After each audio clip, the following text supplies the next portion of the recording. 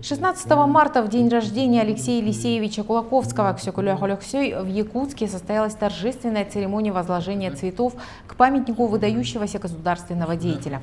В мероприятии приняли участие народные депутаты республики Елена Голомарева и Яков Ефимов, члены правительства республики, руководство города Якутска и общественность. В этом году Якутия отмечает 145-летие со дня рождения якутского поэта, писателя, ученого этнографа Алексея Елисеевича Кулаковского. С его именем связан целый пласт истории якутского народа. Несмотря на свою короткую жизнь, Кулаковский внес неоценимый вклад в формирование якутской литературы. Огромна его заслуга и в области просвещения. Более 100 лет назад Алексей Елисеевич Кулаковский пророчески увидел последствия наступающей цивилизации, признаки будущей глобализации и предложил свое видение в жизни в большом мире. Красной нитью проходит мысль о значении духовной, интеллектуальной, экономической, физической культуры для сохранения народа.